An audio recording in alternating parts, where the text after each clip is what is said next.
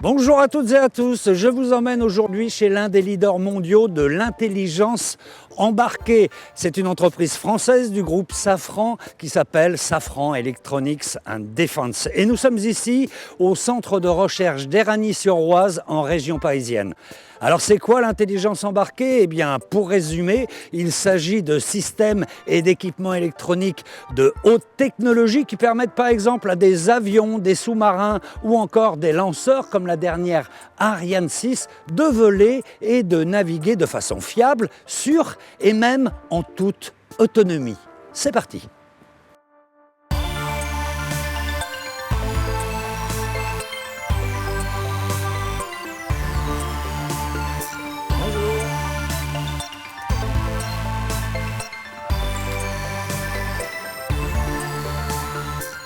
À propos d'autonomie, on va s'intéresser tout particulièrement dans cette émission aux centrales inertielles. Une centrale inertielle, c'est un instrument de navigation qui permet de se localiser à tout moment avec une grande précision sans utiliser d'informations extérieures, comme par exemple le GPS. Alors ces centrales à inertie ont de nombreuses applications dans le domaine civil, mais aussi militaire. Donc pour entrer ici, autant vous dire qu'il faut montrer patte blanche. Imaginez un sous-marin nucléaire qui doit se déplacer sur des milliers de kilomètres en toute discrétion sans jamais remonter à la surface. Ou encore un avion de chasse dont le système de navigation ne doit surtout pas être brouillé par l'adversaire. Dans les deux cas, impossible d'utiliser un GPS, bien trop facile à perturber et parfois tout simplement indisponible. La solution pour allier sécurité et autonomie, c'est d'utiliser une centrale inertielle. Mais comment ça marche et quelle précision peut-elle atteindre ? Pour le découvrir, direction les laboratoires de recherche de Safran à Éragny. Nous irons aussi dans les usines de Montluçon, où la fabrication des centrales inertielles relève de la très haute technologie. Bien entendu, il a fallu du temps pour en arriver à ce niveau de perfectionnement. Nous retracerons l'histoire depuis les premiers outils de navigation jusqu'aux dernières innovations. Ne perdons pas une minute de plus et mettons le cap sur Éragny. Voilà pour le programme, mais avant de vous emmener dans les coulisses de ces laboratoires de recherche, je vous propose de découvrir le principe de fonctionnement d'une centrale inertielle. On va prendre l'exemple d'un sous-marin, vous allez tout comprendre. Dit la grosse voix, il paraît que les sous-marins n'utilisent pas de GPS. C'est vrai ça ? C'est vrai pour certains sous-marins qui doivent être totalement indétectables. C'est pourquoi ils se déplacent sous l'eau pendant plusieurs mois sans jamais remonter à la surface. Pendant cette période, ils ne communiquent pas avec l'extérieur pour connaître leur position. De toute façon, les ondes GPS ne passent pas sous l'eau. Un peu comme quand tu circules en voiture dans un tunnel. Comment ils connaissent leur position ? En fait, les sous-marins utilisent un équipement de navigation comme celui-ci. Cet instrument est capable de définir la position et l'orientation précise du navire dans l'espace à tout moment et sans aucune aide extérieure. C'est ce qu'on appelle une centrale inertielle. Et pour comprendre comment ça fonctionne, je te propose de monter à bord. Partons de Brest, direction Toulon. En route, commandant, cap au sud. Pas si vite, car il faut d'abord trouver l'orientation initiale du navire et définir précisément le point de départ. Cette première étape, c'est ce qu'on appelle l'alignement. C'est un peu comme quand tu fais de la randonnée et que tu alignes ta carte avec la réalité extérieure pour connaître ta position. Pour cela, tu commences par poser ta carte à l'horizontale. C'est plus simple pour faire correspondre les éléments inscrits dessus avec le paysage. Puis tu cherches le nord avec ta boussole pour savoir comment orienter la carte. Eh bien avec une centrale inertielle, l'objectif est le même, mais à la place de la boussole, il y a des capteurs. Certains d'entre eux déterminent l'horizontalité, tandis que d'autres trouvent la direction du nord. À présent, il ne reste plus qu'à renseigner les coordonnées exactes de notre point de départ grâce à une carte. Dans notre cas, c'est le port de Brest. Maintenant, on est prêt à partir. Ok, et il se passe quoi une fois que le bateau quitte le port ? Une fois en mer, le sous-marin peut s'orienter vers le haut ou le bas, c'est le tangage, à droite ou à gauche, c'est le cap, ou bien sur le côté, c'est le roulis. Tous ces mouvements correspondent à la rotation du bateau autour de 3 axes fictifs. En déterminant la position du sous-marin sur chacun de ces axes, il est possible de connaître l'orientation du navire dans l'espace. C'est ce qu'on appelle l'attitude du bateau. Et c'est la centrale inertielle qui s'en charge ? Oui, ou plus exactement les capteurs installés dans la centrale inertielle. Certains calculent en continu l'orientation du bateau. Ce sont des gyroscopes. Il y en a 3, un pour chaque direction de l'espace. Ces gyroscopes mesurent l'angle de rotation du navire. Par exemple, notre sous-marin s'est incliné de 30 degrés vers le bas et 5 degrés sur le côté droit. Mais le sous-marin ne fait pas que des rotations, il se déplace aussi. Exactement, c'est pourquoi, en parallèle, il faut mesurer les déplacements. Pour cela, il y a d'autres capteurs installés dans la centrale inertielle. Ce sont des accéléromètres. Comme tu peux le deviner, ils mesurent des accélérations. C'est ce que tu ressens en voiture, par exemple, quand tu freines fort ou que tu tournes dans un virage. Avec un sous-marin, c'est pareil. Dès qu'il augmente sa vitesse, par exemple, il subit une accélération. La centrale inertielle est équipée de 3 accéléromètres pour mesurer l'accélération dans chaque direction de l'espace. Et ensuite? Une fois que la valeur de l'accélération est connue, des ordinateurs calculent la vitesse et la distance parcourue en permanence par le navire.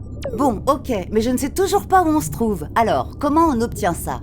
Reprenons l'exemple de la marche à pied. Si depuis le point de départ, tu connais le nombre de pas, leur longueur et la direction dans laquelle tu as marché à chaque instant, alors tu es capable de tracer le chemin parcouru jusqu'à ta position actuelle. Dans la centrale inertielle, c'est le même principe. Les informations collectées par les accéléromètres et les gyroscopes sont analysées puis combinées par des ordinateurs. Ils calculent en temps réel les accélérations et les rotations du navire. Puis, ils en déduisent l'orientation, la vitesse et finalement la position exacte du sous-marin. Ok, donc si j'ai bien compris, impossible de perdre le nord avec une centrale inertielle.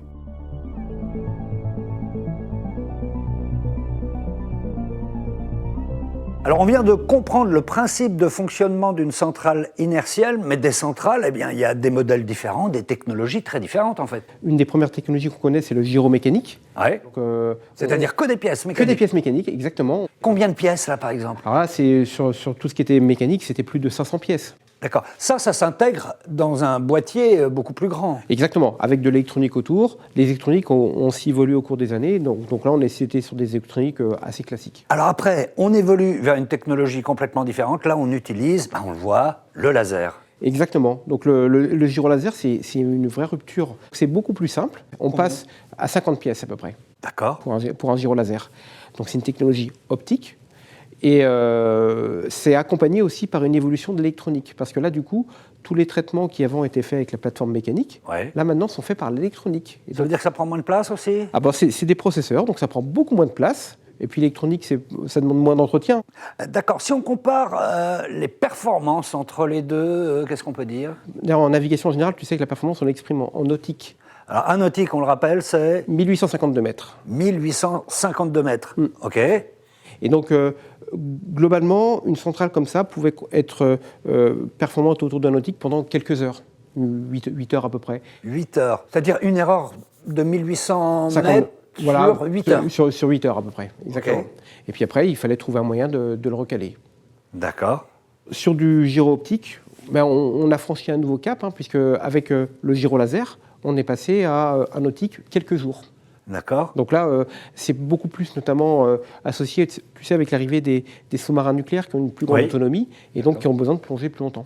Et alors ensuite, là, on passe à la dernière technologie. Exactement. HRG. Exactement. Ça veut dire quoi? Ça veut dire gyroscope à résonateur hémisphérique. D'accord. Les capteurs qui sont à l'intérieur sont minuscules, enfin minuscules, ils sont vraiment petits. Ils sont beaucoup plus petits, donc effectivement, ils n'ont que 3 pièces. Donc tu vois, on était à 500 pièces pour la mécanique, 50 pour le gyro optique, et on passe à 3 pièces pour le HRG. Et c'est plus performant? C'est plus performant et c'est beaucoup plus fiable. C'est aussi réalisable en plus grande série, puisque c'est encore plus simple à fabriquer. Par contre, ça demande des process très, très pointus. Bon alors Emmanuel, prenons un exemple concret. Un sous-marin nucléaire lanceur d'engins. C'est un sous-marin nucléaire qui se dissimule sous l'océan en général pendant plusieurs mois. On dit parfois 6 mois. La centrale inertielle, elle permet de rester plusieurs mois en autonomie ou il faut remonter pour faire le point à un moment donné? Je ne peux pas le dire, mais en tout cas, c'est de la souveraineté, elle est totalement autonome. Donc là, ça restera un mystère, pour nous en tout cas. Oui, même pour toi, je suis désolé Fred. Bon, ok. Alors, on va en reparler en détail tout à l'heure du HRG, mais pour bien comprendre l'évolution de nos instruments de navigation au fil du temps et les replacer dans leur contexte historique, on va faire un petit retour en arrière. C'est parti.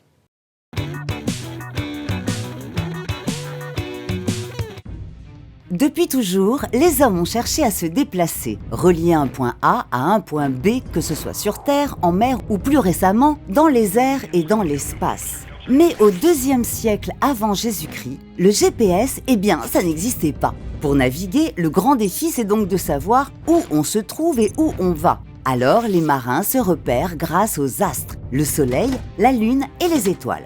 Tout d'abord avec l'astrolabe. Il permet de mesurer la hauteur du soleil par rapport à l'horizon et d'en déduire la latitude et l'heure, le tout sans s'éblouir. On dit qu'on pèse le soleil. Puis, au Moyen-Âge, les Vikings utilisent la pierre de soleil pour localiser le soleil par temps couvert. Bien plus tard, les premiers instruments de navigation sont mis au point, comme la boussole au XIIe siècle.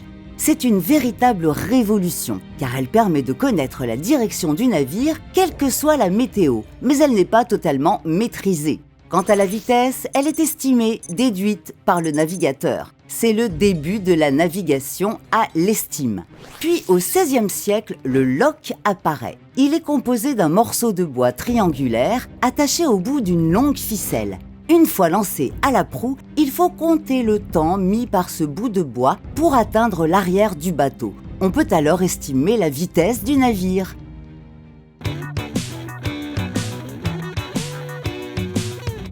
Bien avant le XVIe siècle, les navigateurs utilisent déjà les coordonnées exprimées par la latitude et la longitude pour connaître leur position. Pour déterminer la latitude, c'est-à-dire à combien de degrés on se trouve au-dessus ou en dessous de l'équateur, ça ne pose pas de problème. Pour cela, les navigateurs utilisent les astres. Ils permettent de mesurer directement la latitude sans avoir besoin de la mesure précédente. C'est la navigation astronomique. Petit à petit, les instruments pour viser les astres se perfectionnent. Ils sont dérivés de l'astrolabe, comme le bâton de Jacob dès le XIV-XVe siècle, puis le quartier de Davis à la fin du XVIe siècle, un peu plus pratique et précis. Et enfin, le sextant au XVIIIe siècle, encore plus précis. Mais pour connaître la longitude, c'est-à-dire combien de degrés on se trouve à l'est ou à l'ouest du méridien de Greenwich, c'est plus compliqué. En 1714, le Parlement britannique propose d'offrir un prix à celui qui découvrira le secret des longitudes en développant un chronomètre pour la navigation. En 1760, après plus de 40 ans de travail, l'horloger anglais John Harrison réussit à construire la montre H4. Grâce à sa très grande précision, même après plusieurs jours de navigation, elle sert de référence aux marins pour déterminer leur position. Le problème de la longitude en mer est enfin résolu.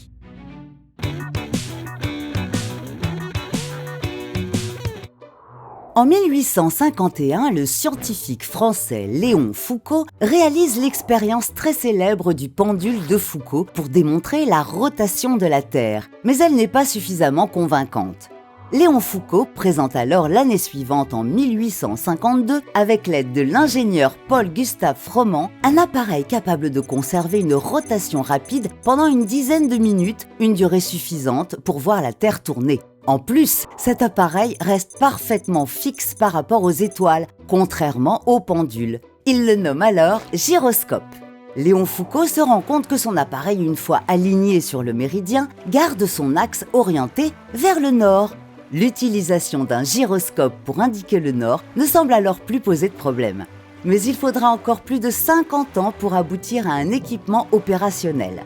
Les travaux menés par le docteur Hermann Anschutz Kampf et son cousin Max Schuller permettent d'aboutir à un premier brevet de gyrocompas en 1904. Le compas gyroscopique est né.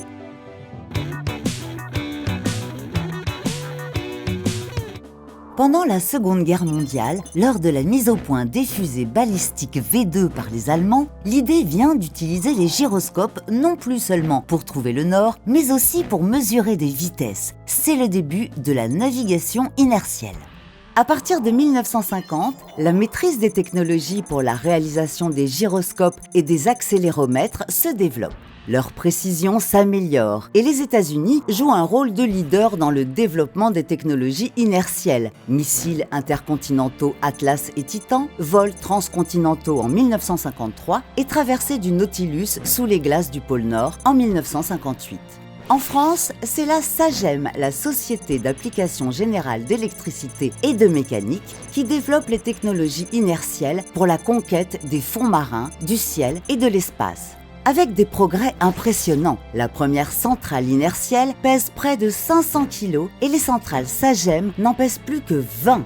Ces gyromètres et ces accéléromètres contribuent au succès du premier tir de la fusée Diamant en 1965, du premier vol du Concorde en 1969 et à ceux de la force de dissuasion.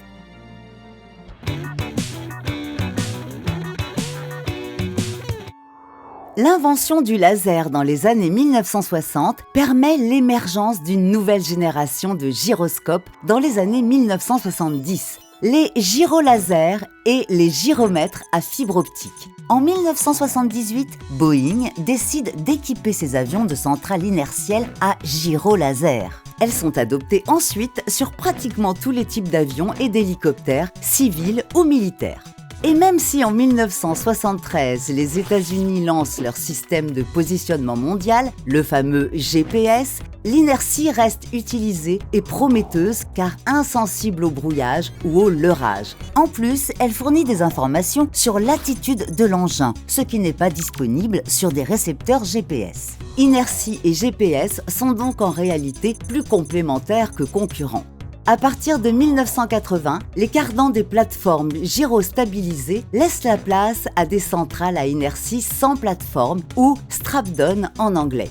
En fait, accéléromètres et gyromètres sont directement fixés sur la structure du véhicule. Cette nouvelle étape conduit à une véritable simplification des centrales inertielles. Finalement, le gyroscope laser s'impose dans les années 1990 comme alternative face au gyroscope mécanique grâce entre autres à sa fiabilité et son faible coût. Enfin, la technologie des gyroscopes à résonateur progresse. Avec son très faible coût d'utilisation et ses très grandes performances, elle apparaît de plus en plus comme la technologie du futur. Nous sommes toujours dans les laboratoires de recherche de Safran Electronics and Defense et je suis avec Philippe. Bonjour Philippe. Bonjour Fred. Alors on va faire une petite démonstration en direct avec une centrale inertielle. Voilà, donc c'est une vraie centrale à base de HRG qui contient 3 gyroscopes, un pour chaque direction de l'espace et 3 accéléromètres. Et on va voir sur l'écran apparaître les mouvements de la centrale.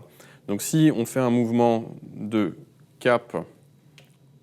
Donc là, on a le cap, ça c'est un gyroscope qui fait ce travail. Voilà. Ok.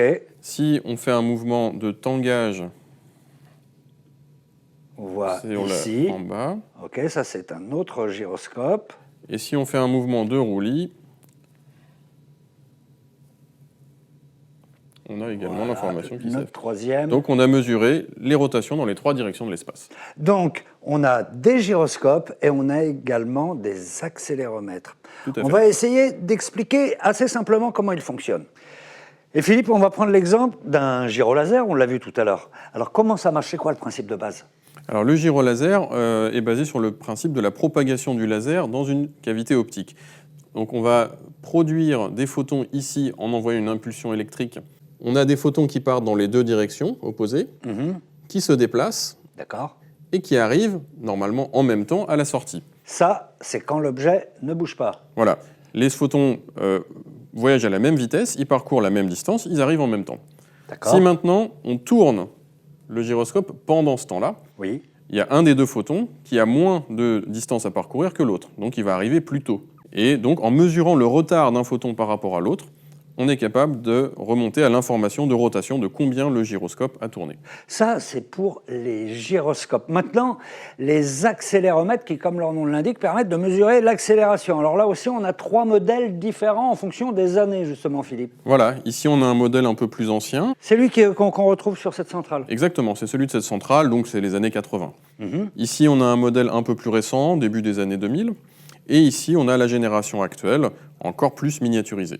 Alors vraiment minuscule. Et justement, pour bien comprendre le principe, eh bien, tu nous as fait une impression 3D de ce petit accéléromètre. Voilà, c'est l'élément sensible contenu dans ce petit boîtier qui est constitué de plaques de silicium.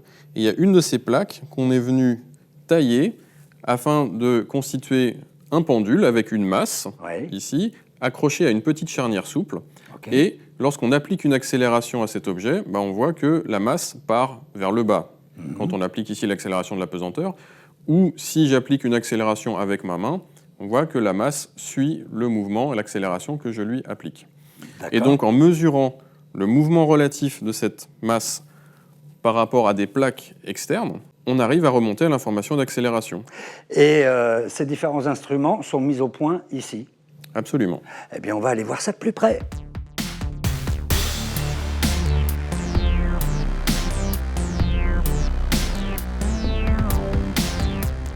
Philippe, combien de temps faut-il en moyenne pour mettre au point un capteur, que ce soit un gyroscope ou un accéléromètre ? Il faut une dizaine d'années. D'abord, on fait un premier prototype dont on n'est pas pleinement satisfait et qu'ensuite on va améliorer, faire une nouvelle génération de prototypes et on recommence comme ça plusieurs fois jusqu'à arriver à la performance qu'on souhaitait. Et il faut des métiers très complémentaires et très différents en fait. Tout à fait, oui. Par exemple, sur le gyrolaser, on va avoir besoin de physiciens spécialisés dans la physique du laser. Pour les nouveaux microcapteurs, on va avoir besoin de spécialistes des couches minces, par exemple. Et puis, on va avoir aussi besoin, bien sûr, d'électroniciens pour mesurer ces petits courants fournis par les capteurs de manière précise. On va avoir besoin aussi de traitements logiciels pour pouvoir exploiter au mieux les informations fournies par les capteurs de façon précise. Et ensuite élaborer une navigation à partir de ça. Et puis en plus, vous avez des capteurs avec des technologies complètement différentes, donc il faut réapprendre le métier à chaque fois. Exactement. Chaque nouvelle génération n'est pas une amélioration de la précédente. Il faut vraiment tout reprendre à zéro et maîtriser des nouvelles compétences à chaque fois. C'est aussi pour ça que ça prend du temps. Et alors tous ces métiers, évidemment, et on l'a vu dans ces laboratoires, on le voit dans ces laboratoires, sont ouverts à la fois aux hommes et aux femmes, et c'est important en ce moment, surtout dans le domaine des sciences et des technologies. Continue.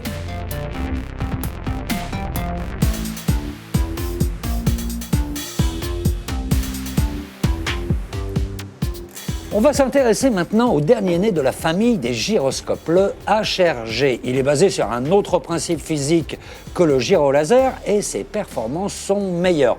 Vous allez comprendre comment ça marche.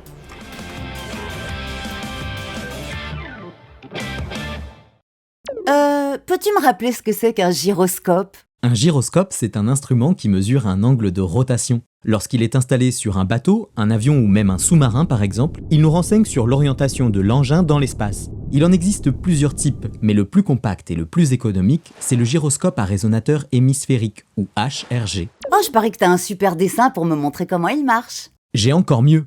Faisons une expérience pour comprendre le principe physique qui se cache derrière le fonctionnement de ce gyroscope. Prenons une masse et suspendons-la au bout d'un long câble attaché à un plafond haut. Quand la masse est en mouvement, elle fait des va-et-vient réguliers. À présent, plaçons des repères au sol. Au bout d'un certain temps, la masse ne passe plus au même endroit, sa trajectoire semble dévier lentement. Bizarre, pourtant il n'y a pas de vent. En fait, la masse oscille toujours dans le même plan, mais elle est entraînée par la rotation de la Terre. Pour simplifier, on peut dire que le plan d'oscillation est inertiel. En mesurant la position de ce plan par rapport à des repères fixes au sol, on peut calculer l'angle de rotation de la Terre au cours du temps. Cette expérience met en évidence le principe d'inertie. Elle a été réalisée pour la première fois par le physicien français Léon Foucault au Panthéon au XIXe siècle. Incroyable! Mais il n'y a pas de pendule de Foucault dans le gyroscope. Non, il est remplacé par un petit bol en verre recouvert d'une fine couche de métal. On l'appelle le résonateur. Il suit le principe d'inertie du pendule de Foucault, comme la masse. Lorsque ce bol est stimulé, sous l'effet d'une impulsion électrique, il se met à résonner. Autrement dit, il vibre en se déformant successivement dans deux directions perpendiculaires. Ces deux axes restent quasiment toujours orientés de la même façon. C'est ce qu'on appelle l'orientation de la vibration. Regarde, si on tourne le bol, cette orientation initiale est conservée, peu importe les rotations du socle sur lequel il repose. Et les repères placés au sol dans l'expérience, par quoi ils sont remplacés ? Dans le gyroscope, ces repères sont remplacés par plusieurs électrodes installées sous le bol. Lorsqu'ils résonnent, chaque électrode produit un courant électrique. Il dépend de l'orientation de l'oscillation du bol placé juste au-dessus. Autrement dit, là où le bol oscille le plus, il y a plus de courant. Et là où il oscille peu, le courant est très faible. Si les électrodes sont orientées dans une autre direction par rapport à l'oscillation, eh bien ce sont d'autres électrodes qui fourniront le courant le plus fort et le plus faible. Ainsi, il est possible de déduire l'orientation de la vibration par rapport aux électrodes et finalement la rotation du bol. T'aurais pas un exemple ? Imaginons qu'un gyroscope soit installé sur ta voiture. Quand les électrodes fournissent en permanence le même courant électrique, cela indique que ni le bol ni les électrodes n'ont bougé par rapport à la vibration qui, elle, est toujours orientée dans la même direction. Donc ta voiture roule en ligne droite. Ok, et dans le cas contraire, il se passe quoi ? Lorsque les électrodes produisent un courant électrique différent, cela veut dire que le bol et les électrodes ont pivoté par rapport à la vibration. Et puisque ce bol et ses électrodes sont reliés à ta voiture, c'est donc qu'elle a changé de direction. Ensuite, à partir du courant délivré par les électrodes, un ordinateur calcule précisément l'orientation de la vibration par rapport à ces électrodes. Puis, il en déduit l'angle de rotation de ta voiture. Dans notre cas, elle a tourné de 45 degrés vers la droite. Compris. Et tout ça grâce à un objet minuscule. Oui, et le plus étonnant, c'est la grande précision de ce gyroscope ou HRG. L'erreur de mesure est bien plus petite que 1 degré au bout d'une semaine. Ce gyroscope est donc parfaitement adapté pour la navigation de précision. En plus, il est à peine plus grand qu'une capsule de café. Tiens, en parlant de café, je mets le cap sur la cafetière, moi. On va aller voir maintenant comment sont fabriqués et assemblés ces gyroscopes. Et pour cela, je vous emmène dans le département de l'Allier sur le site de Montluçon. Ici, précisément, dans le bâtiment Coriolis qui est entièrement dédié à la production de systèmes de navigation inertielle. Et vous allez voir, c'est de la très haute technologie.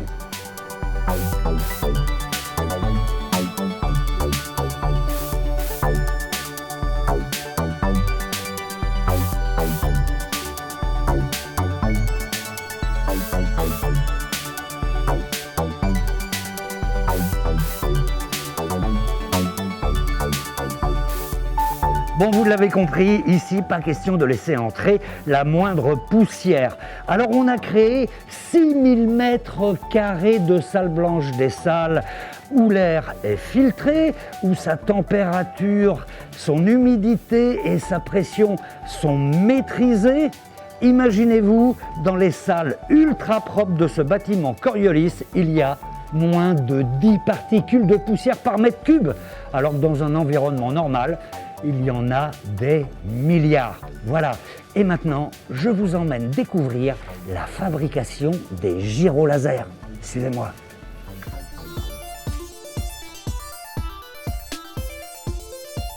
Fabriquer un gyrolaser, c'est un peu comme une recette de cuisine. Il y a plusieurs étapes à réaliser dans un ordre précis et avec minutie. Et c'est ici que tout commence, dans le hall d'usinage. Alors l'usinage consiste dans un premier temps à enlever le maximum de matière que l'on peut sur la forme ébauchée, que vous voyez de ce côté-là, et dans laquelle nous allons devoir réaliser différents usinages sous forme de fraisage, de contournage, avec des outils donc bien spécifiques pour réaliser une pièce finie, ébauchée, dans laquelle on a enlevé, on a dégrossi le maximum de matière pour préparer les étapes suivantes.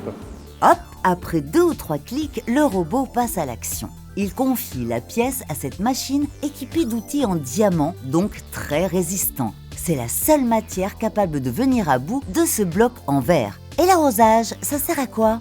Le procédé d'usinage sur ces matériaux bien spécifiques ne peut se passer que sous arrosage. Arrosage d'un lubrifiant particulier qui va servir particulièrement à évacuer les calories et réduire les coefficients de friction au point de contact entre l'outil et la pièce. Même avec cette précaution, l'usinage fragilise légèrement le bloc, c'est-à-dire qu'il accumule des tensions. Pour les évacuer, le futur gyrolaser trempe quelques minutes dans des bains d'acide, puis de rinçage. Une fois la pièce bien relaxée, un peu comme nous à la sortie du bain, direction le polissage. On va chercher à avoir une surface de planéité quasiment parfaite, qui est de l'ordre de quelques angstroms, donc de quelques atomes en réalité. Le deuxième paramètre que nous allons rechercher, c'est l'état de surface. L'état de surface, c'est la topographie ou le relief que l'on peut distinguer à la surface d'un état bien défini. Et cet état de surface est de l'ordre là aussi de quelques angstroms, donc de quelques atomes. Ah, c'est fou! Et c'est grâce à cette grande table tournante. Regardez, plusieurs gyrolasers sont placés dessus. Le liquide blanc que vous voyez contient un mélange d'eau et de grains microscopiques. Au contact avec les blocs, ce mélange polit petit à petit la surface. Bien sûr, l'opération est répétée pour chacune des faces. Et pas question de rater cette étape. Alors cette étape est critique parce que les précisions recherchées sont extrêmement exigeantes, de façon à assurer une surface qui soit la plus parfaite possible pour nous permettre de réaliser le mécanisme d'adhérence moléculaire qui va venir ultérieurement dans le montage de notre senseur.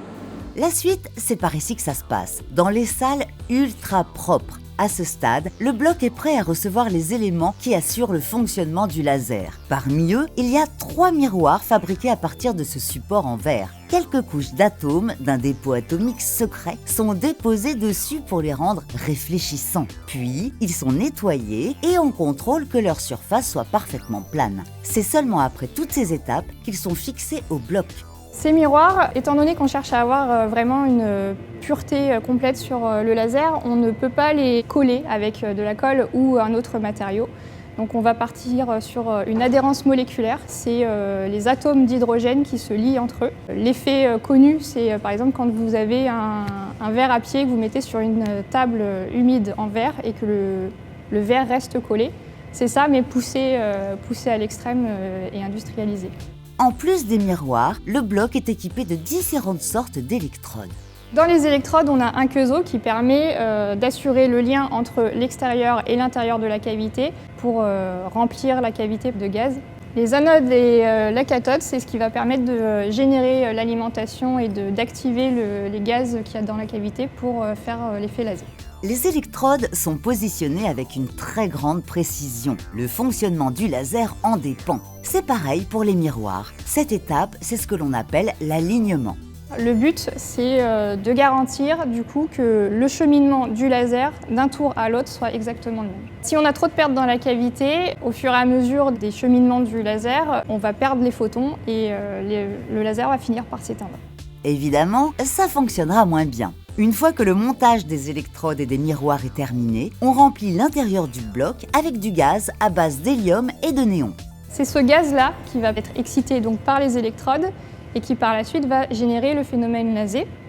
Il y a plusieurs étapes sur les bancs de remplissage. On va purifier complètement la cavité et derrière pouvoir faire le remplissage et rendre étanches par la suite les lasers et regarder leur première performance.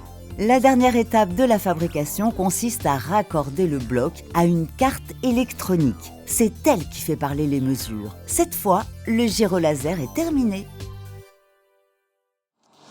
Bon, alors on vient de sortir de la salle ultra propre, mais Philippe, de façon générale ici, l'essentiel c'est de ne faire rentrer aucune poussière, c'est bien ça.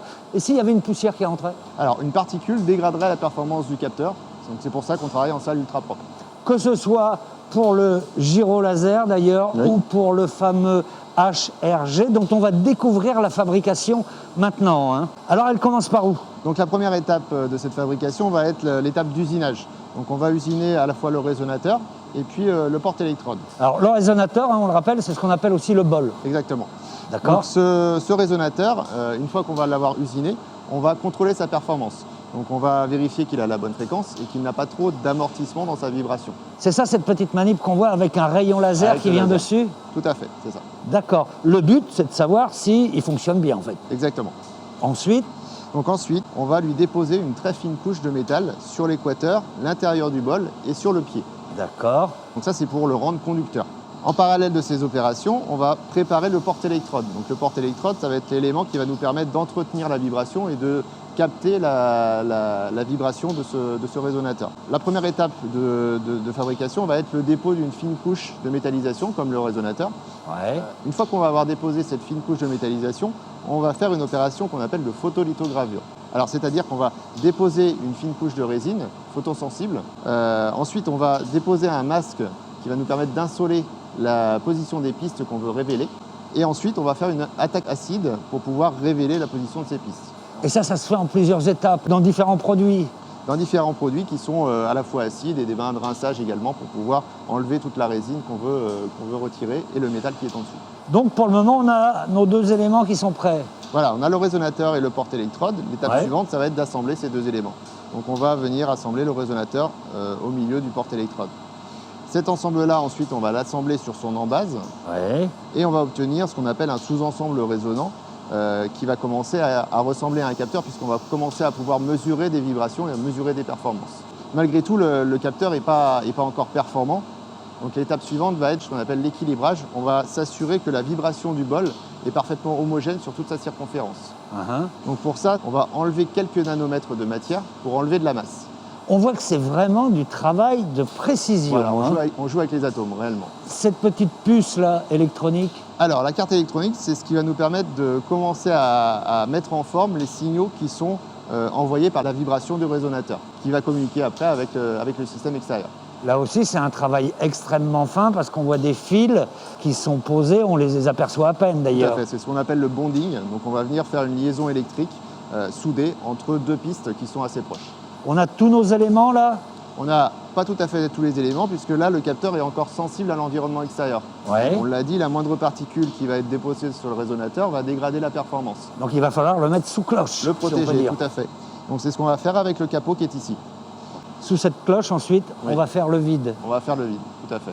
Et ça, c'est pour ne pas perturber la vibration du résonateur, puisque en étant sous vide, il ne sera pas perturbé par les molécules environnantes. Et maintenant, on va les intégrer dans une centrale. Tout à fait. Eh bien, justement, l'intégration, c'est ce qu'on va découvrir maintenant. Et puis, vous imaginez bien que ces petits bijoux de technologie vont être soumis à rude épreuve, par exemple lorsqu'ils vont être embarqués dans une fusée. C'est pour ça qu'on va leur faire subir aussi toute une batterie de tests dans des conditions extrêmes. Regardez. C'est dans cet atelier que les performances des centrales inertielles sont testées, mesurées et corrigées. Mais d'abord, il y a une dernière étape d'assemblage. On va intégrer différents sous-ensembles pour faire finalement des boîtiers fermés, ce qu'on appelle des centrales inertielles. Donc on va avoir les capteurs.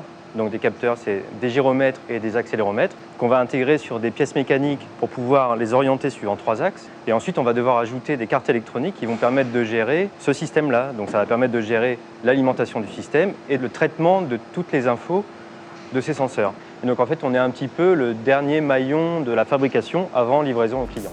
Quand les centrales inertielles sont terminées, elles sont installées sur ces drôles de machines. On les appelle des tables 2 axes. En fait, une table 2 axes, c'est un plateau de table sur lequel on va disposer de nos équipements. Ce plateau de table, lui, va déjà pouvoir tourner autour d'un axe. Et ensuite, l'ensemble du système va lui-même tourner sur un deuxième axe. Et en fait, en combinant les positions de l'axe interne, du plateau interne et de l'axe externe, on va finalement pouvoir mettre le produit dans toutes les positions souhaitées pour nos séquences de test. Piouf, ça donne le tournis. Alors imaginez quand elles atteignent plusieurs centaines de tours par minute. Mais au fait, ça sert à quoi de remuer les centrales inertielles dans tous les sens? Ces tables de axes, elles permettent de simuler en fait des positions et des vitesses très précises. En fait, on va faire des scénarios qui vont permettre finalement de déterminer les erreurs de nos capteurs, mais aussi de l'électronique associée, de les corriger et ensuite de vérifier après correction qu'on a les perfos attendus. En plus d'être agitées, les centrales inertielles sont soumises à de grandes variations de température. Grosso modo, la plage de température sur laquelle on va tester, c'est environ moins 40 à 80 degrés. C'est des températures qui sont équivalentes à ce que les équipements vont ensuite subir en utilisation. Et suivant les produits, en fait, on va soit appliquer effectivement des profils thermiques, on va appliquer des rampes, c'est-à-dire des montées ou des descentes en température constantes, ou alors on va le faire à différents paliers de température. Les tests ne s'arrêtent pas là puisque certaines centrales encaissent des chocs puissants et répétés. Elles subissent aussi des vibrations importantes pour reproduire des conditions réelles. On peut penser par exemple à la fusée Ariane. Au moment du décollage, les équipements vont subir une force très importante. Et donc il faut aussi que les équipements soient toujours performants au moment de ce décollage. Ça peut être par exemple une centrale inertielle qui est montée sur un char ou sur un 4x4, qui va être sur une route très cabossée et qui va du coup être secouée. Et donc, lorsqu'elle subit ce genre de contraintes, en fait, il faut que la centrale soit toujours performante. Et donc, on va vouloir simuler le même genre de contraintes mécaniques sur les équipements. Et donc, on fait ça sur ce qu'on appelle un pot vibrant. Cette phase de test dure en moyenne 24 heures avant que les centrales inertielles puissent être livrées aux clients. Après quoi, elles affronteront de vraies conditions extrêmes. Bon alors, comme ce gyroscope à résonateur hémisphérique est particulièrement performant et fiable dans les conditions les plus extrêmes, comme il est également tout petit, discret et très léger, vous imaginez bien qu'il ouvre un large champ d'applications. Des applications dans le domaine militaire, bien sûr, mais également civil. Regardez. Que ce soit sur Terre, en mer ou dans les airs, le HRG a déjà beaucoup d'utilisations. Il faut dire qu'avec sa petite taille, son poids plume et sa faible consommation d'énergie, il est plutôt bien adapté à certains engins. Vous imaginez bien que dans un sous-marin, l'espace est limité. On ne peut pas se permettre d'accroître la taille du sous-marin pour mettre de plus en plus d'appareils. Eh bien, avec un HRG, comme il est plus petit, plus léger, on gagne du volume pour la même performance, laissant de la place pour d'autres systèmes. Ça pourrait être la même chose, par exemple, sur un avion comme le Rafale. Si votre centrale inertielle perd un petit peu en volume, soit vous gagnez du poids, c'est-à-dire que la performance pour l'avion va pouvoir aller plus loin, soit vous pouvez mettre d'autres appareils à côté qui permettent d'améliorer la performance des senseurs. Ce petit gyroscope de 3 cm de côté seulement ouvre aussi des possibilités jusque-là inaccessibles pour les engins terrestres. Une des restrictions que l'on avait, c'était que pour l'instant, les centrales inertielles de performance, elles étaient assez lourdes et elles prenaient pas mal de volume. Et donc c'était un petit peu compliqué de les intégrer sur un véhicule, on va dire par exemple un gros 4x4 ou un véhicule militaire terrestre. Eh bien, en réduisant la taille, vous pouvez maintenant mettre des centrales inertielles sur ces véhicules et donc permettre à ces véhicules terrestres d'accéder à la technologie, à la performance inertielle, ce qu'ils n'avaient pas forcément avant.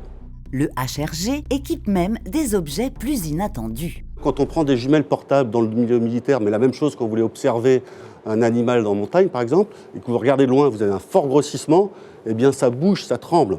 Donc il vous faut de la stabilisation. Vous ne pouvez pas stabiliser avec des centrales inertielles parce que c'est trop gros. En revanche, le HRG, on envisage très bien que cette petite capsule puisse être dans la jumelle portable avec des grandes performances et une grande stabilisation. Donc vous pouvez avoir des très forts grossissements et une image qui vous apparaît complètement fixe et donc très facilement exploitable, que ce soit pour l'observateur animalier ou le fantassin en milieu terrestre. Levons les yeux vers le ciel puisque les prochains lanceurs européens, Ariane 6, seront équipés du HRG. Ces 50 grammes allégeront les lanceurs et ça, c'est très important. Alors le poids c'est important parce que le moins de grammes, le moins de kilogrammes sur un satellite ou un lanceur à mettre en orbite coûte très très cher. Et donc forcément, si vous diminuez le poids, eh bien c'est un facteur d'économie financière. En plus, le HRG aidera à placer plus précisément les satellites en orbite autour de la planète. Plus vous êtes précis dans la mise en place de cette orbite, plus en fait le satellite n'aura pas besoin de se repositionner au cours de sa vie et donc va gagner en temps de vie et en durée de vie. Par exemple aussi dans le cadre militaire, mais on peut très bien y voir aussi des applications civiles. On a de nombreux satellites dits d'observation ou de renseignement ou de surveillance qui prennent des images de ce qu'ils voient au sol sur le globe terrestre. Et vous imaginez très bien que plus le positionnement et la stabilisation du satellite est précise, plus les coordonnées ou ce que vous allez extraire du sol et des images sera précis. Donc pour les militaires, c'est très important, mais ça permet aussi au grand public d'accéder à des performances qui jusque-là n'étaient pas accessibles au grand public. Figurez-vous que le HRG est aussi installé sur des drones, mais pas n'importe lesquels. Dans l'esprit de tout le monde, les drones, c'est le drone que vous achetez dans les grands magasins, le drone de loisirs. Là, il n'y a pas vraiment d'application parce que le coût est trop important pour des petites applications comme ça. Mais le monde des drones est beaucoup plus vaste. Il y a des drones sous-marins qui, par exemple, vont inspecter les câbles sous-marins où 90% des télécommunications mondiales transitent. Vous avez entendu parler des voitures autonomes, mais on va aussi vers les bateaux autonomes, qui sont en fait des drones de surface. Et ces objets-là ont besoin de se positionner en l'absence de satellite. Eh bien, le HRG est quelque chose d'idéal pour ça. Pourquoi ? Parce qu'il est petit, il consomme peu, il s'installe dans la durée et il est, vis-à-vis des objets considérés, peu cher. Bref, vous l'aurez compris, ce gyroscope rend déjà beaucoup de services. Alors maintenant, on va parler un petit peu du futur. On a bien compris, Emmanuel, qu'avec le gyroscope HRG, la navigation inertielle devenait de plus en plus performante et miniature aussi, mais finalement, au-delà des applications militaires qu'on a vues, est-ce qu'on en a vraiment besoin? Parce qu'on a le GPS quand même. Alors, tu as raison, Fred, parce qu'avec la radionavigation, le GPS américain ou le Galileo européen, on peut avoir une précision de navigation au mètre près, finalement pour quelques euros qu'on trouve dans nos smartphones. Mais la radionavigation, elle a un gros problème, c'est qu'elle peut être brouillée.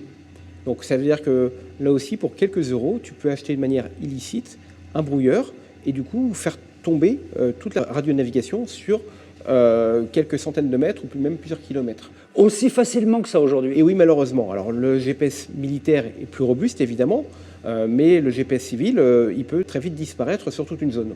Donc c'est essentiellement une question d'autonomie dans le domaine militaire, mais aussi civil. Exactement. Dans le domaine militaire, l'autonomie, c'est ce qu'on appelle la souveraineté, parce qu'on cherche à être totalement autonome de tous les systèmes de recalage, notamment comme le GPS.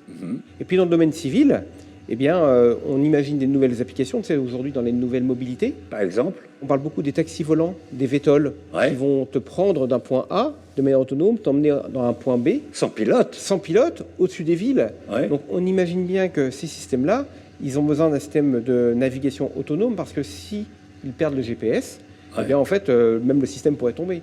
Ouais. Donc on parle des taxis volants, mais on parle aussi des drones de livraison. D'accord. Drones de livraison qui permettent de délivrer des paquets de manière autonome.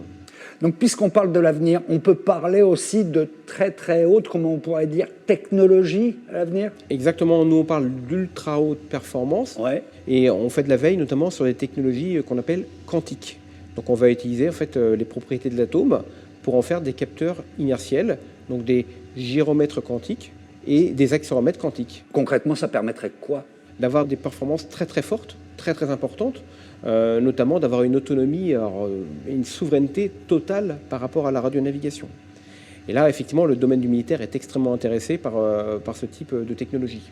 Mais aujourd'hui, quand on parle d'ordinateur quantique, on sait que ça prend beaucoup de place, non? Alors exactement, les capteurs quantiques, aujourd'hui, ils fonctionnent en laboratoire, avec des performances qui sont déjà extrêmement intéressantes et des perspectives très très élevées, mais ils prennent beaucoup de place. Et aujourd'hui, pour pouvoir les embarquer, il faudrait tout le volume d'un 747 cargo pour faire une sortie inertielle avec 3 gyromètres et 3 accéléromètres. D'accord, donc sur le principe, le quantique, on peut y penser, mais c'est quand même pas pour demain. Voilà, c'est pas pour demain, mais ça ouvre de belles perspectives.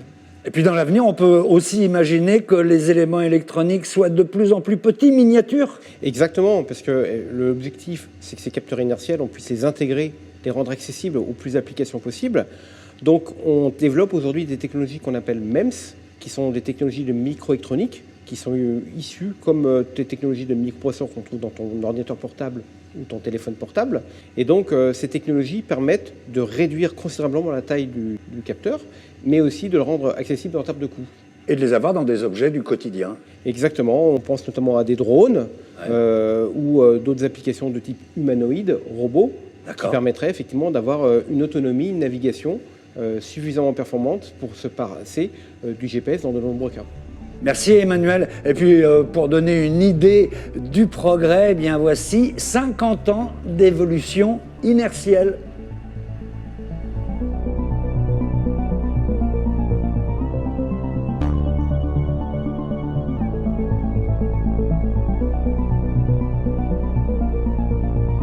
Voilà, j'espère que ce dossier vous a plu et qu'il vous a permis de découvrir ou de redécouvrir les grands principes de la navigation inertielle et ses nouvelles applications. Alors je vous dis à très bientôt pour un prochain dossier et surtout, on garde le cap. Ciao.